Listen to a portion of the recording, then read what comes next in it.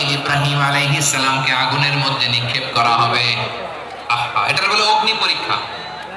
উনি অগ্নি পরীক্ষার সম্মুখীন হয়েছে। এজন্য কঠিন পরীক্ষাকে আমরা অগ্নি পরীক্ষার সাথে তুলনা করি, ঠিক কি না?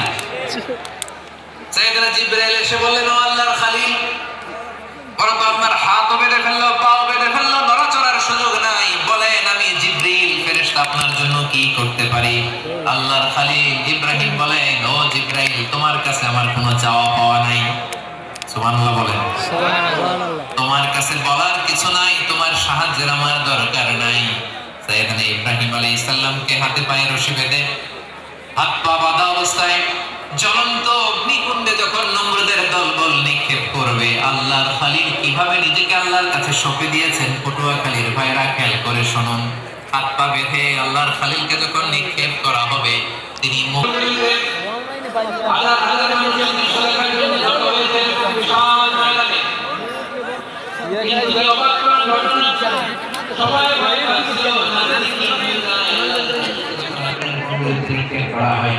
আল্লাহর খলিল ইব্রাহিম আগুনের কুণ্ডের মধ্যে বসে বসে মানুষগুলোর দিকে তাকিয়ে হাসতে শুরু করে দেয়। সুবহানাল্লাহ। কারণ আকাশ থেকে রব্বুল আলামিন স্পেশাল ওয়ার্নিং নাযিল করেছেন, স্পেশাল হুকুম জারি করেছেন, কুল্লা ইয়া নারুকুনি বারদান ওয়া সালামান আলা ইব্রাহিম। খবরদার, সৃষ্টি শুরু থেকে তোকে একটা ধর্ম আমি বাতলে দিয়েছিলাম, তোর ধর্ম আগুনের ধর্ম হলো যা হবে জ্বালিয়ে সারকার করবে। আল্লাহ বললেন, তোর ধর্ম দিয়েছিলাম, তুমি সব জ্বালিয়ে দিয়ে সারকার করে দিবি, কিন্তু ক্ষণিকের জন্য আমি তো জ্বালিয়ে ক্ষমতা দিয়ে দিলাম, জ্বালিয়ে ফসল করে যায় ক্ষমতা দিয়ে দিলাম, ভূমি পাতা ঠান্ডা হয়ে যায়, ঠান্ডা হবে না,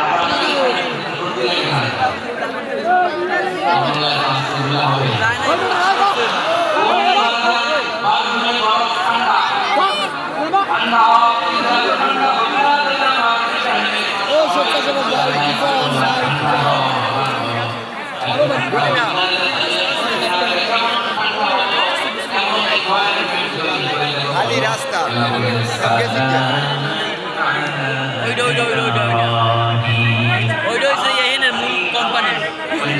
ভাই, এই একটু ভিতরে যান, নাহলে বসেন ভাই, বসেন নাহলে ভিতরে।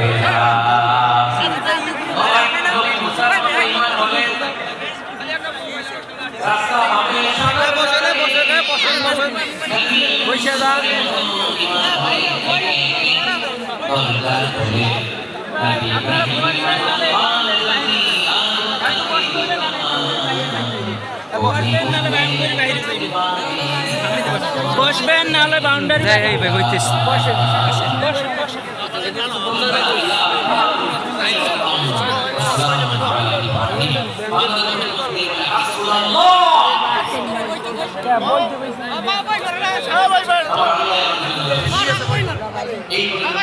পরিবেশ দেখতে আসেন, পরিবেশ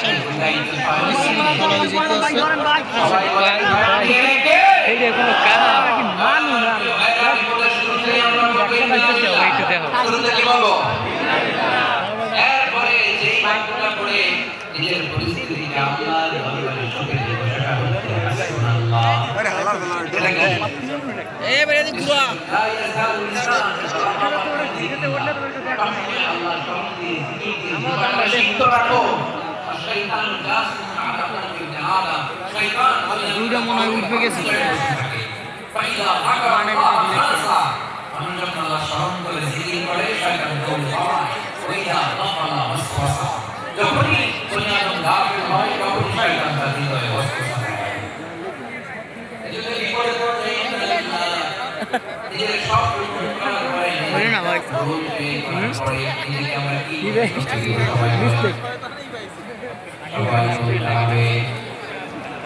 আর বলে